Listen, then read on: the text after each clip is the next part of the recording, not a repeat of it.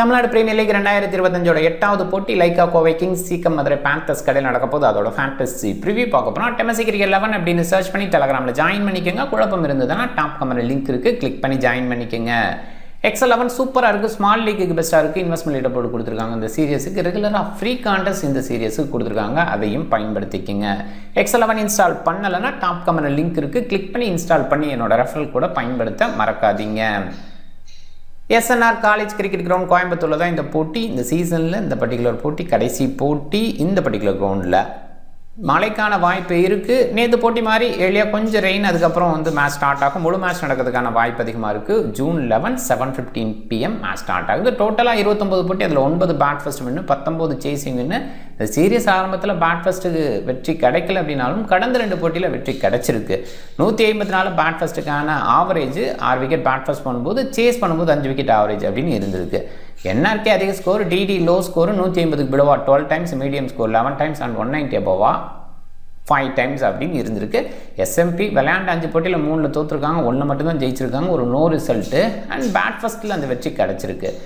LKK விளையாண்ட 8 போட்டியில் 6ல் ஜெயிச்சிருக்காங்க, 2ல் தோற்றுருக்காங்க. அதில் சேஸ் பண்ணி நிறைய சக்ஸஸ், இந்த பர்டிகுலர் கிரவுண்ட் சேஸில் தான் சக்ஸஸ் கொடுத்துருக்கு. 209 வரைக்கும் சேஸ் பண்ண முடிஞ்சிருக்கு. அண்ட் சேஸ் பண்ணும்போது அவங்களோட விக்கெட்ஸ் குறைவாக விழுந்திருக்கு, அதை கொஞ்சம் மைண்ட் பண்ணிக்கோங்க. பேட் ஃபர்ஸ்ட் பண்ணும்போது 7 விக்கெட் விட்டுருக்காங்க, இவங்களும் பேட் ஃபர்ஸ்ட் பண்ணும்போது 7 விக்கெட் ஆவரேஜாக விட்டுருக்காங்க.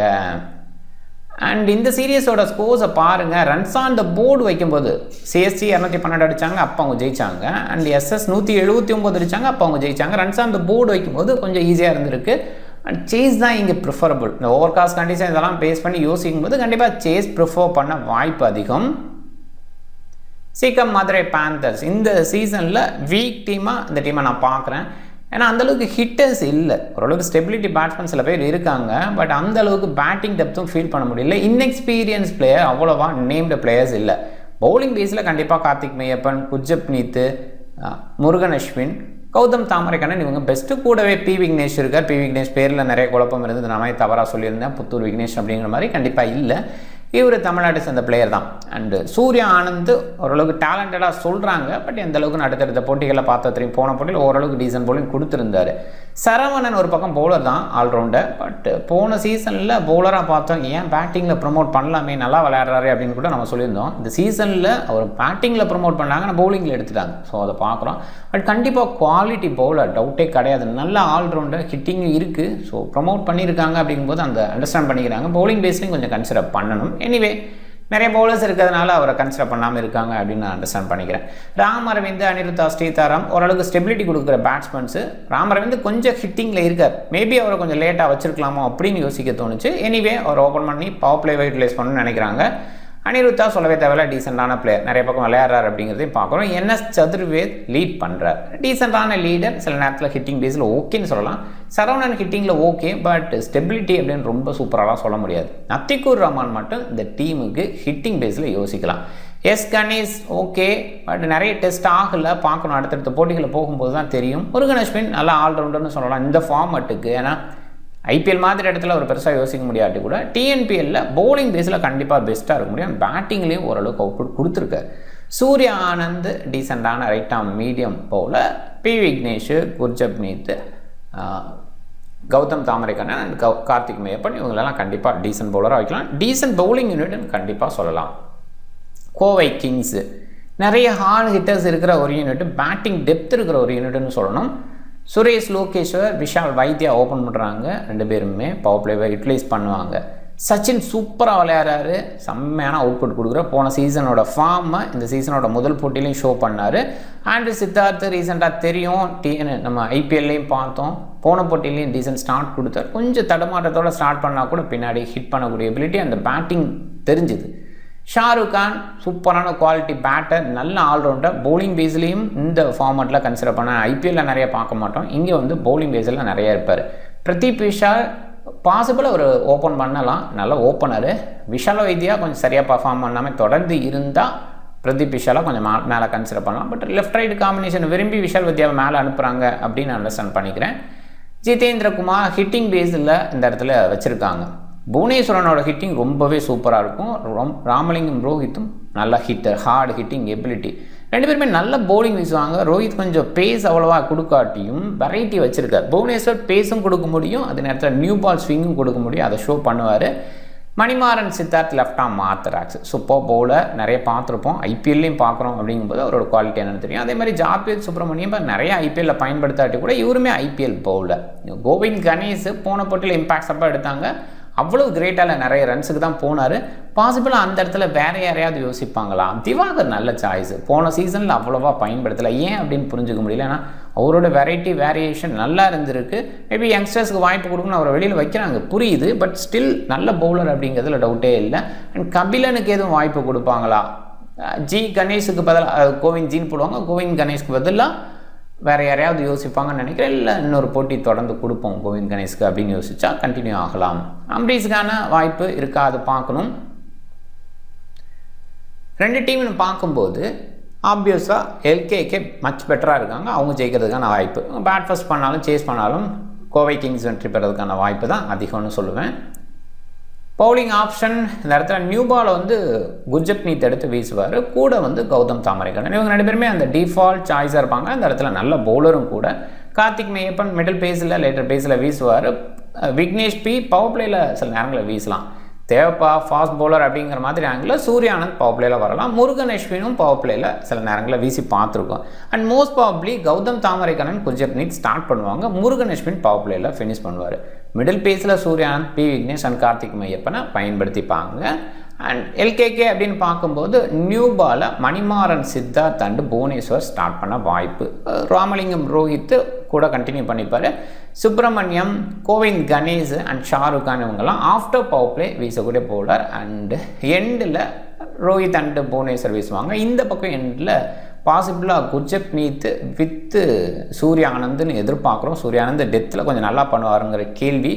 இல்லை கௌதம் தாமரைக்கண்ணன் எக்ஸ்பீரியன்ஸ் இருக்குது அப்படின்னு போகிறாங்களான்னு பார்க்கணும். ஆப்ஷன் பேஸில் ஃபுல் கோட்டாக்கு முருகன் அஸ்வின், குர்ஜப்னீத் அண்டு கார்த்திக் மெய்யப்பனை யோசிக்கிறோம். இந்த சைடு புவனேஸ்வர், மணிமாறன் சித்தார்த் அண்டு ஜாத்வேத் சுப்ரமணியம் இப்படி யோசிக்கணும். ஈவன் ஷாருக் கான் கூட முழுமையாக ஓவர் போட்டுருவார்னு நம்புகிறேன். புவனேஸ்வர் ரோஹித் எண்டில் வீசுவாங்க. அண்ட் இந்த சைடு குர்ஜப்னீத், கௌதம் தாமரைக்கண்ணன் எதிர்பார்ப்பு. மேபி சூர்யானந்த் எண்டில் வீசுறதுக்கான வாய்ப்பு கொஞ்சம் அதிகமாக பார்க்குறேன். அது ஏர்லியாக கௌதம் தாமரைக்கண்ணன் நல்லா வீசினா கண்டினியூ பண்ணிடுவாங்க, 3 overs அப்படிங்கிற மாதிரி ஃபினிஷ் பண்ணுவாங்க. மிடில் ஒரு ஓவர் அப்படின்னா அவர் முடிச்சிருவார். எண்டில் சூர்யானந்த் வீச வாய்ப்பு. இல்லை எக்ஸ்பீரியன்ஸ் பேஸில் கௌதம் தாமரைக்கண்ணனுக்கு ஒரு ஓவர் எண்டில் வச்சுக்கலாம், அதை பார்க்கணும். அண்ட் எஸ்எம்பி எல்கேகேன்னு பார்க்கும்போது எல்கேகே 6, எஸ்எம்பி 3 அப்படிங்கிற அளவுக்கு கண்டிப்பாக டாமினேட் பண்ணியிருக்காங்க எல்கேகே. அதில் பேட் ஃபர்ஸ்ட் பண்ணும்போது அதிக வெற்றி எல்கேகேக்கு கிடச்சிருக்கு. எஸ்எம்பி ரீசெண்டாக கொஞ்சம் டவுன் ஆகிருக்காங்க, அவ்வளோ கிரேட் கிடையாது. கடந்த 5 போட்டியில் ஒரு போட்டி தான் ஜெயிச்சிருக்காங்க. எல்கேகே கடந்த 2 போட்டியில் திண்டுக்கல் டிராகன்ஸுக்கு எகென்ஸ்டாக போன சீசனோட ஃபைனலில் திண்டுக்கல் டிராகன்ஸோட தோத்தாங்க. அண்ட் இந்த சீசனோட முதல் போட்டிலையும் தோத்தாங்க. அதுக்கு முன்னாடி எல்கேகேவோட டாமினேஷன் இருந்திருக்கு. சாய் சுதர்சன் இருக்கும் வரை அந்த இடத்துல பயங்கரமாக இருந்தது. சாய் சுதர்சன் இருக்கிற பட்சத்தில் இந்த டீம் இன்னுமே பயங்கர ஸ்ட்ராங்காக தெரியும், இப்போ இருக்கிற ஸ்ட்ராங்கோட பெஸ்ட்டாக தெரியும். அண்ட் இந்த 2 டீம் இடையில பார்க்கும்போது ரீசன்ட் மேட்சஸில் கடந்த 5 போட்டியில் எஸ்எம்பி ஒரே ஒரு போட்டியில் ஜெயிச்சிருக்காங்க. அதுவுமே ரொம்ப கஷ்டப்பட்டு கடைசியில் ஜெயிச்சிருக்காங்க, 2 விக்கெட் வித்தியாசத்தில் தான் அப்படின்னு இருந்திருக்கு. அண்ட் ஓவராலாக ரீசன்ட் டாமினேஷன் எல்கேகே சைடு தான் இருக்குது. இன்றைக்குமே எல்கேகே ஜெயிக்கிறதுக்கான வாய்ப்பு அதிகம். டாப் 14ஓட மைண்டில் ஜஸ்ட் பார்த்துக்கங்க. பிக் பேஸ் இல்லை, புவனேஸ்வரனை ரொம்ப குறைவாக பிக் பண்ணியிருக்காங்க. கௌதம் தாமரைக்கண்ணன் எக்ஸ்பீரியன்ஸான போல அவர் குறைவாக பிக் பண்ணியிருக்காங்க. ஸோ ஆப்வியஸாக புவனேஸ்வர் பேட்டிங் பேஸ்லேயும் வரக்கூடிய வாய்ப்பு, பேட்டிங்கில் வந்தாலும் நல்லா ஹிட் பண்ணுவார். ஜாத்வேத் சுப்ரமணியம், கார்த்திக் மெய்யப்பன். ஸோ ஒரு சைடு லைக்கா கோவை கிங்ஸோட பவுலர்ஸை கன்சிடர் பண்ணணும் அப்படின்னு நினச்சிங்கன்னா டெஃபினட் கன்சிடரேஷன், அதில் டவுட்டே கிடையாது. ஆனால் எஸ்எம்பி சீக்கிரம் மதுரை பேந்தர்ஸோட பவுலர்ஸை நீங்கள் கன்சிடர் பண்ணணும்னு நினச்சிங்கன்னா ஃபர்ஸ்ட் பவுல் பண்ணுற மாதிரி இருந்தால் கன்சிடர் பண்ணுங்கள் அந்த ஜிஎல் பிக் பேஸில். ஏன்னா எல்கேகே ஜெயிக்கிறதுக்கான வாய்ப்பு தான் ரொம்ப அதிகம், ரொம்ப வெரி ரேரு, ரொம்ப கம்மியான பர்சன்டேஜ் தான் மதுரை பேந்தர்ஸுக்கான வாய்ப்புன்னு யோசிக்கணும். சச்சின் நல்ல சாய்ஸு, ஷாருக் கான், முருகன் அஸ்வின் உள்ள கேப்டன் நிறைய பேர் பிக் பண்ணியிருக்காங்க. லோகேஸ்வர் ஒரு சில இடங்களில் இந்த குர்ஜப்னீத் வீசுறாரு, அந்த இடத்துல லோகேஸ்வர் என்ன பண்ணுவார் இப்படி யோசிச்சா அந்த இடத்துல கொஞ்சம் டஃப் தான், நான் இல்லைன்னு சொல்ல. அந்த இடத்துல மட்டும் யோசிக்கிற மாதிரி இருக்குது. But wicket keeping point and second ஹாஃபில் கொஞ்சம் கம்மியான ஸ்கோர் இருக்கும்போது லோகேஸ்வர் எடுத்துகிட்டு போகணும்னு நினைப்பாரு. அந்த மாதிரி பாயிண்டில் லோகேஸ்வரை கன்சிடர் பண்ணலாம் கேப்டனா. புவனேஸ்வரன், ரோஹித் இவங்க லைக்கா கோவை கிங்ஸோட பவுலர்ஸ். ஸோ அந்த பாயிண்டில் கொஞ்சம் கேப்டனா ட்ரை பண்ணி பார்ப்போம். ஏன்னா மதுரை பேந்தர்ஸ் அவ்வளோ கிரேட்டாக இல்லை, விக்கெட்ஸை விடுறதுக்கான வாய்ப்பு இருக்குது, நிறைய விக்கெட்ஸ் விடுவாங்க. அப்படிங்கும்போது அங்கே வந்து பவுலர் சைடு கேப்டனாக போகணுன்னா புவனேஸ்வரன் ரோஹித்தை ட்ரை பண்ணலாம். Wicket keeper Ram Aravind decent choice. ஆப்போசைட்டில் இருக்கிற பவுலர் பேஸில் யோசிக்கும் போது லோகேஸ்வரை விட்டுட்டு அரவிந்த் போகலாம் அப்படின்னு தான் தோணுது. பட் என்னை பொறுத்த வரைக்கும் லோகேஸ்வர் விக்கெட் கீப்பிங் பண்ணுவார், எஸ் கணேஷ் இன்னொரு பக்கம் ஈடிவியும் பண்ணுவார். ஸோ அதனால் லோகேஸ்வர் டீசன்ட் சாய்ஸாக பார்க்குறேன். பேட்டிங்கில் சச்சின் நல்லா பண்ணுறாரு, ஆண்ட்ரூ சித்தா டீசெண்டாக பண்ணுறாரு. அத்திகுர் ரஹ்மான் ஒரு சில டீம்ஸில் ட்ரை பண்ணுங்கள், கொஞ்சம் லேட்டாக வரார்.